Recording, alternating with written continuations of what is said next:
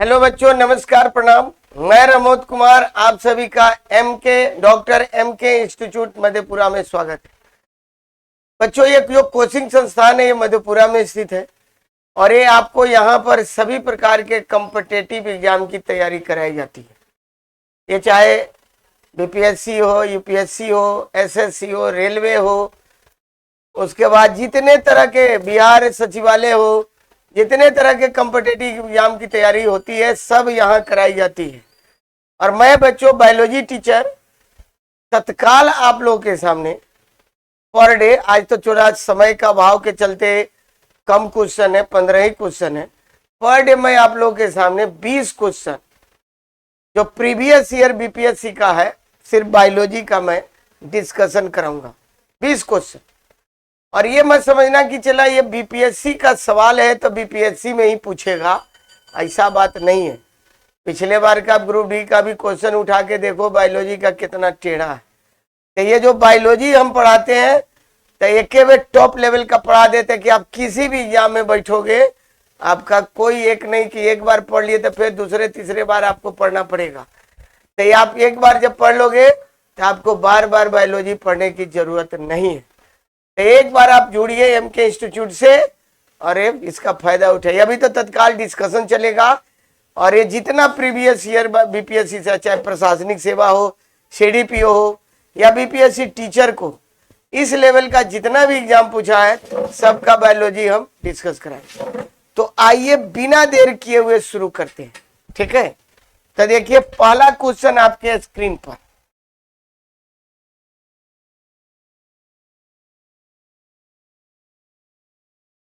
ये पहला क्वेश्चन है। अब देखिए पहला क्वेश्चन क्या, जेनेटिक्स निम्न में से किसका अध्ययन करता है। तो जेनेटिक्स किसका अध्ययन करता है?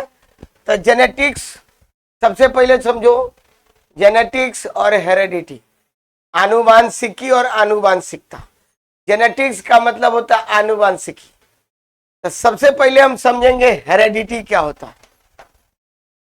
सबसे पहले क्या हुआ? हेरेडिटी। हेरेडिटी यानी आनुवांशिकता, आपका पूछा हुआ सवाल है। तो जीवों के लक्षण, जीवों के कोई भी जो लक्षण है, तो जीवों के लक्षण एक पीढ़ी से दूसरे पीढ़ी में संचरण, संचरण मतलब जाना, ट्रांसमिशन। तो जीवों के लक्षण एक पीढ़ी से दूसरे पीढ़ी में संचरण को क्या कहते हैं? आनुवांशिकता कहते हैं, हेरेडिटी कहते हैं। जैसे मान लिया कि मदर का लक्षण आया, फादर का लक्षण आया, मदर में नाना नानी का आया, फादर में दादा दादी का आया, उन सब का लक्षण हम में आया, मेरा बच्चों में गया, उनका उनके बच्चों में। तो एक पीढ़ी से दूसरे पीढ़ी में क्या हो रहा है? जा रहा है। तो उसको हम लोग कहेंगे आनुवांशिकता। और जीवों के लक्षण एक पीढ़ी से दूसरी पीढ़ी में संचरण और विधियों के कारणों के अध्ययन को, किस विधि से, किस मेथड से कारणों के अध्ययन को हम लोग क्या कहते हैं? आनुवांशिकता, जेनेटिक्स कहते हैं, आनुवांशिकी कहते हैं। तो आनुवांशिक में क्या होगा? आनुवांशिकता और विचरण, यानी एक पीढ़ी से दूसरी पीढ़ी में जाएगा। मेंडल का नियम, मेंडल जो है मटर के पौधा से दिया गया है, मेंडल, ग्रेगर जॉन मेंडल, इनको क्या बोलते हैं? फादर ऑफ जेनेटिक्स बोलेंगे। मेंडल को क्या बोलते हैं?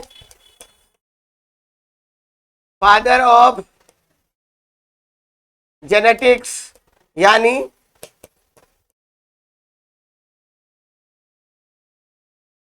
आनुवांशिकी के पिता, आनुवांशिकी के पिता। जैव विकास, इवोल्यूशन, इवोल्यूशन थ्योरी तो बहुत लोगों ने दिया है, इसमें एआई ओपरिन का भी सिद्धांत है, लेमार्क का भी है, चार्ल्स डार्विन का भी है, तो उसमें कोई फादर नहीं है। डीएनए का संरचना, डीएनए का डबल हेलिक्स संरचना का पता कौन लगाया? वाटसन, वाटसन एवं क्रिक। और डीएनए का चला खोज किसने किया था? तो डीएनए का जो खोज है, ये डीएनए का खोज, ये भी सवाल पूछा हुआ है, फ्रेडरिक मिशर, कहीं कहीं मिशर लिख देता, फ्रेडरिक मिशर। डीएनए और आरएनए का दोनों का खोज कौन किए? Friedrich Miescher. तो इसका आंसर क्या हो जाएगा?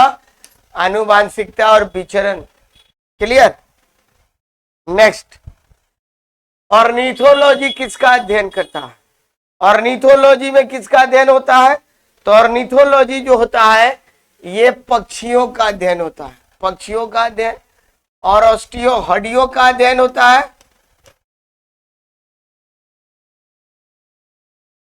ऑस्टियोलॉजी,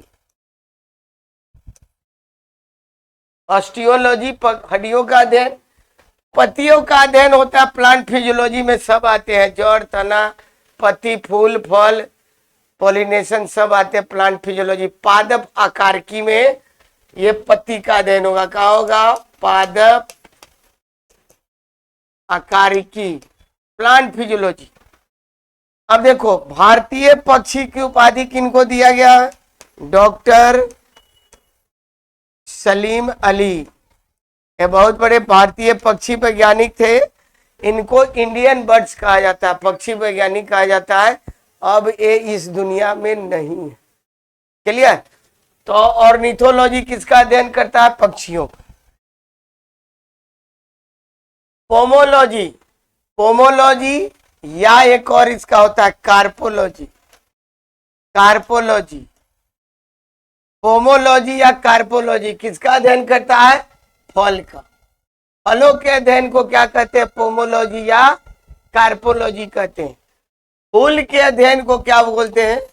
फूल के अध्ययन को एंथोलॉजी, एंथोलॉजी। आप फूल की खेती को क्या बोलते हैं? फ्लोरिकल्चर। फूल की खेती फ्लोरिकल्चर। तो फूल के अध्ययन को एंथोलॉजी कहेंगे और फल के अध्ययन को पोमोलॉजी भी बोलते हैं और कार्पोलॉजी भी बोलते हैं, दोनों बोलते हैं। अब पत्तियों का तो ये तो अभी बताए हैं प्लांट आकारिकी में। ये बीपीएससी बीएओ मार्च 2024 का एकदम लेटेस्ट सवाल है। नेक्स्ट, विकास का मुख्य कारण क्या हो सकता है? तब विकास का मुख्य कारण क्या होता है? प्राकृतिक वरण। प्राकृतिक का वरण का मतलब होता है नेचुरल सिलेक्शन। ये कंसेप्ट कौन दिए थे? Charles Darwin. चार्ल्स डार्विन का कहना है कि किसी भी जीव में प्रकृति के अनुकूल लक्षण पाए जाते हैं। अगर उनके अनुकूल लक्षण नहीं पाए जाते हैं तो वो जीव जिंदा नहीं रहेगा। तो प्रकृति के अनुकूल लक्षण पाए जाते हैं और वो जीव बढ़ेंगे, जनन की क्रिया कर जनसंख्या को आगे बढ़ाते हैं। और ठीक इसके विपरीत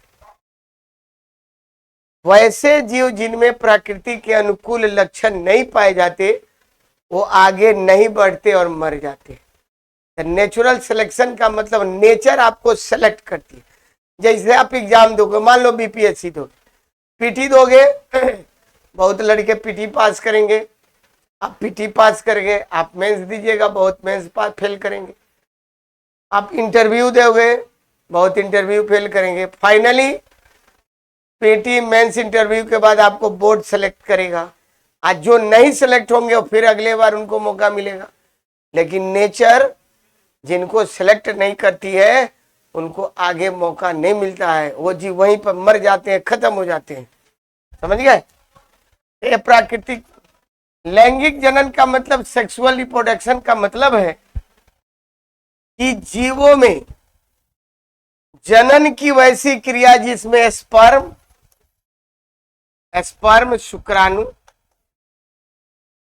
शुक्राणु एवं ओवम, अंडाणु भाग लेता है।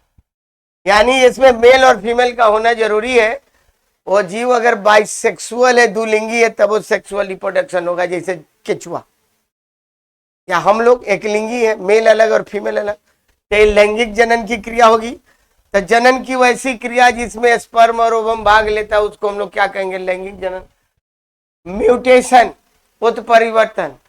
जीवों में एकाएक परिवर्तन को क्या कहते हैं? उत्परिवर्तन। जीवों में एकाएक परिवर्तन को क्या कहेंगे? उत्परिवर्तन। और उत्परिवर्तन का सिद्धांत जो है कौन दिए हैं? ह्यूगो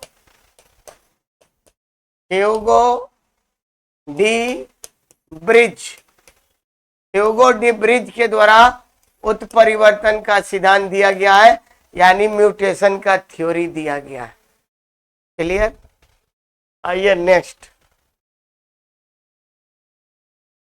विकास का कारण है। अब देखो विकास का कारण क्या है। तब विकास का क्या कारण है? तो जीवों में पीढ़ी दर पीढ़ी जो अनुकूलन होता है, एडेप्टेशन होता है, वही क्या होता है? विकास होता है। एक नए जीव, मान लो हम लोग का पुराना पूर्वज बंदर था, बंदर से रामापिथकस, शिवापिथकस, ऑस्ट्रेलोपिथकस, होमो इरेक्टस, होमो हैबिलिस, लिंडरसन, फिर आया होमो सेपियन। तो धीरे धीरे इसमें क्रमिक विकास होते गया। बंदर थे, दो पैर पर खड़ा हुए, ये आपको चेहरे का बाल खत्म हुआ, चेहरा पीछे की ओर गया, हाथ पकड़ने का ये हुआ, सोचने समझने की शक्ति डेवलप हुई। तो पीढ़ी दर पीढ़ी जो अनुकूलन हुआ तो एक नए जीव का विकास हुआ। तो क्या हो गया? विकास वर्ण क्या क्या है? तो पीढ़ी दर पीढ़ी जीने के लिए संघर्ष, जीवन संघर्ष, ये डार्विन का ही दिया हुआ है। किनका दिया हुआ है? डार्विन का ही सिद्धांत है। ठीक है, डार्विन का सिद्धांत है। जीवन संघर्ष का मतलब होता है कि जीवों को अपने अस्तित्व को बनाए रखने के लिए भोजन और आवास की जरूरत होती है, और ये जो संसाधन है ये प्रकृति में सीमित होते हैं। क्या होते हैं? सीमित होते हैं। अतः जीवों को संघर्ष करना पड़ता है, और जो जीव इस संघर्ष में बचेगा वो आगे बढ़ेगा, जो नहीं बचेगा वो खत्म हो जाएगा। ठीक है, वंशागति, ठीक है, उपार्जित लक्षणों की वंशागति, उपार्जित लक्षणों की वंशागति, ये लेमार्क के द्वारा दिया गया। लेमार्क, जो जीव जिस लक्षण को ग्रहण करता है वो अगली पीढ़ी में हस्तांतरित होता है, जबकि ऐसा नहीं होता। नेक्स्ट, जहां जीव रहता है उस सटीक जगह को क्या कहते हैं? तो जीव रहेंगे तो घरे में ना, आवासे में ना। तो जहां जीव रहता है उसको क्या कहेंगे? आवास, हैबिटेट। परितंत्र या पारिस्थितिक तंत्र, इकोसिस्टम। अब देखो इकोसिस्टम होता क्या? किसी क्षेत्र विशेष में, मान लिया कि ये पटना का मुसल्लपुर हाट महेंद्रू एरिया है, इस एरिया के जैविक कारक और अजैविक कारक, जैविक कारक का मतलब हो गया जितना भी सजीव जीव जंतु है, यहाँ का पेड़, मनुष्य, कुत्ता, बिल्ली, जो भी है सजीव, और अजैविक कारक का मतलब हो गया यहाँ का जलवायु, यहाँ की मिट्टी, यहाँ का तापमान, यहाँ का आर्द्रता, यहाँ का सूर्य का प्रकाश, ये सब अजैविक कारक हो गए। तो किसी क्षेत्र विशेष में जैविक और अजैविक कारक के बीच के संबंध को क्या कहते हैं? इकोसिस्टम कहते हैं। और इकोसिस्टम के अध्ययन को क्या कहते हैं? इकोलॉजी, पारिस्थितिकी कहते हैं। क्लियर? अब देखो निकेत क्या होता है? निक क्या होता है? किसी क्षेत्र विशेष में कई प्रजातियां जब निवास स्थान साझा करती है तो उसको हम क्या कहते हैं? निकेत कहते हैं। क्या कहेंगे? निकेत। ठीक है, कई प्रजातियां जब निवास, एक ही एरिया में कई प्रजाति जब रहेगी, जब मान लो नेचुरल जंगल है, उसमें कई प्रजातियां, बाघ भी है, हिरन भी है, सब है, तो वो क्या हो गया? निकेत हो गया। बायोमास, बायोमास क्या हो गया? पौधे और जानवरों का एक विशिष्ट समुदाय जो एक विशिष्ट एरिया में रहता है। पौधे और जानवरों का एक बड़ा संख्या एक विशिष्ट एरिया में रहेगा, उसको हम लोग कहेंगे बायोमास। जैसे टुंड्रा प्रदेश, ठीक है, प्रेरी हो गया, सवाना घास का स्थान, एक विशेष है, बायोमास है। वहां एक विशेष प्रकार के पेड़ पौधे और जीव ही रहते हैं, तो उसको हम लोग क्या कहेंगे? बायोमास कहेंगे। क्लियर? आर्कियोप्टेरिक्स, आर्कियोप्टेरिक्स चला, ये है आपका डायनासोर है, ये सरीसृप है, सरीसृप, ये डायनासोर की प्रजाति है। और जुरासिक काल का एक पुरातन पक्षी है। ये क्या लिखा हुआ है भाई? जुरासिक काल का सब पुरातन पक्षी नहीं है, ये डायनासोर है। और यह जो है ये सरीसृप और पक्षी के भी, सरीसृप और पक्षी के बीच की कड़ी है। ये है तो सरीसृप, लेकिन इसको पंख भी होता था, ये उड़ता भी था। और कहा जाता है कि हाथी को भी अपना पंजा में लेके उड़ सकता था, ये इतना बड़ा था। तो क्या हो गया? जुरासिक युग का सर्व पुरातन पक्षी। ठीक है। वह जानवर जो मुख्यतः मांस खाता है, क्या खाता है? मांस। निम्नलिखित में से क्या कहते हैं? तो जो मांस खाने वाले जीव को हम लोग क्या कहते हैं? तो ये हो गया आपको कार्निवोरस, मांसाहारी, कार्निवोरस। ओमनीवोरस हो गया सर्वाहारी, और हर्बीवोरस हो गया शाकाहारी। शाकाहारी का मतलब घास खाने वाला, घास खाने वाला। जैसे बकरी हो गया, बैल हो गया, घोड़ा हो गया, गधा हो गया, भैंस हो गया, गाय हो गया, बकरी हो गया, खरगोश, हिरन, जिराफ, जेबरा, ये सब हो गए। ये सब घास खाने वाले के। मांसाहारी बाघ, शेर, चीता, सर्वाहारी मनुष्य सब कुछ खाता है। तो मांस खाने वाले को क्या बोलते हैं? कार्निवोरस। रेत और नेप्थलीन के मिश्रण को किसके द्वारा पृथक किया जाता है? चला, रेत और नेप्थलीन। नेप्थलीन का मतलब होता है, नेप्थलीन समझते हैं, जो फिनाइल होता है, फिनाइल, फिनाइल की गोली। यह ऊर्ध्वपातन का सिद्धांत होता है। ऊर्ध्वपातन का मतलब होता है जब गर्म करेंगे तो यह गैस बन जाएगा, और गैस को जब ठंडा करेंगे तो ये ठोस बन जाएगा। तो ये ऊर्ध्वपातन सिद्धांत पे केमिस्ट्री का अब गलती से आ गया है। जल से बाहर निकाले जाने पर मछलियां मर जाती है। क्यों? जल से जब हम मछली को बाहर निकालते हैं तो वो मर जाती है। इसके पीछे कारण है, उन्हें ऑक्सीजन अधिक, वे श्वास नहीं ले पाती। अब देखो, जो भी जलीय जीव है, मान लिया कि आपका तालाब है, तालाब में यहां तक पानी है, जो भी जलीय जीव है, आप देखिएगा इस लेयर पर ये ऑक्सीजन पानी में घुल रहा है। अब देखिएगा छोटी छोटी मछली आएगी, मुंह में पानी लगी भाग जाएगी, मुंह में पानी लगी भाग जाएगी, मुंह में पानी लगी, और जो गिल्स होता है गल्फर, वो मुंह में लेगी, इधर से पानी निकल जाएगा, ऑक्सीजन ऑब्जर्व कर लेगी। तब मछलियां जो भी है जल में घुला हुआ ऑक्सीजन को सांस के रूप में लेती है। जल में घुला हुआ ऑक्सीजन सांस के रूप में लेगी, तब बाहर जब निकाल देंगे तब बाहर तो स्वतंत्र ऑक्सीजन है, उसको तो सांस नहीं ले पाती है। तो कूद कूद के क्या होगा? अपना जान दे देती है, जान गंवा देती है, मर जाती है। तो वो श्वास नहीं ले पाती है, श्वास नहीं ले पाती।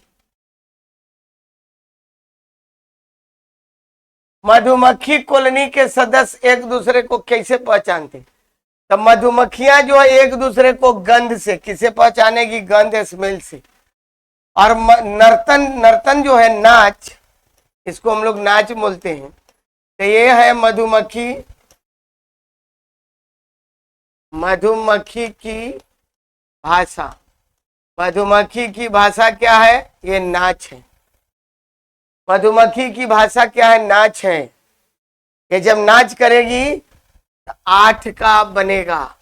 और मधुमक्खी की भाषा यानी डांस का पता लगाए कौन? बॉन फ्रिच।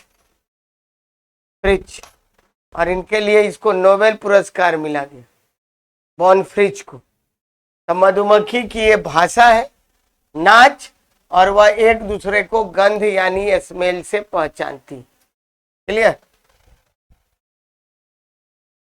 डॉल्फिन वर्गीकृत किए जाते हैं।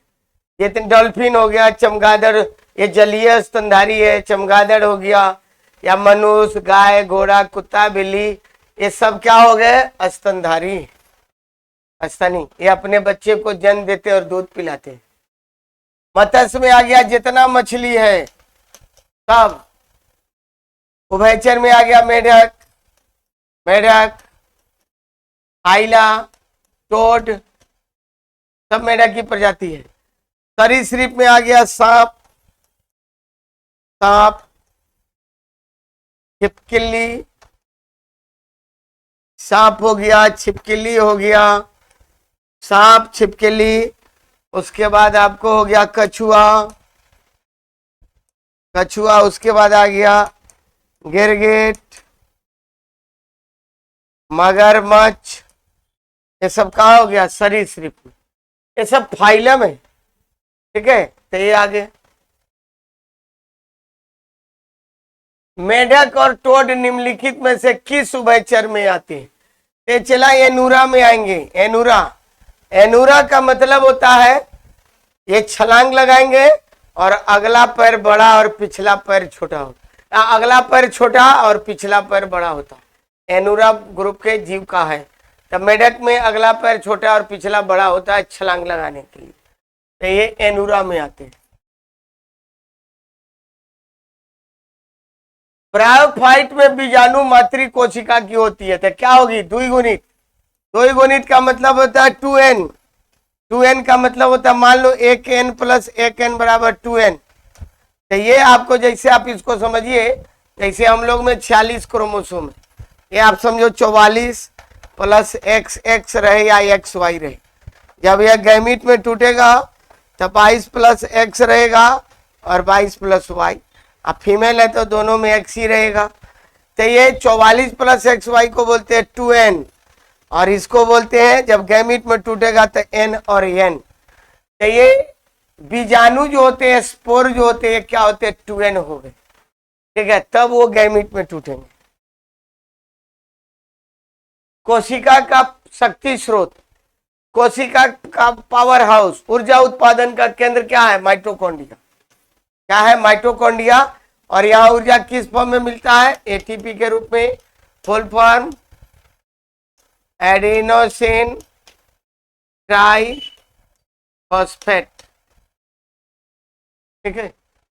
कोशिका भित्ति, ये पादप कोशिका में पाया जाता है, पादप कोशिका। ये किसका बना होता है? सेलुलोज, सेलुलोज का। राइबोसोम को बोलते हैं प्रोटीन फैक्ट्री, प्रोटीन फैक्ट्री।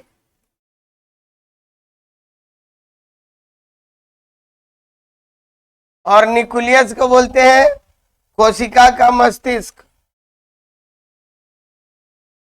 कोशिका का मस्तिष्क। क्लियर? तो ये मेरा वीडियो कैसा लगा? इससे MK इंस्टीट्यूट मधेपुरा के चैनल को लाइक कीजिए, सब्सक्राइब कीजिए, कमेंट कीजिए और अपने ग्रुप में शेयर कीजिए। और एक बार Madhepura MK institute, doctor MK institute Madhepura को विजिट कीजिए। फिर मिलते हैं अगले क्लास में, अगले वीडियो में। तब तक के लिए थैंक यू, बाय।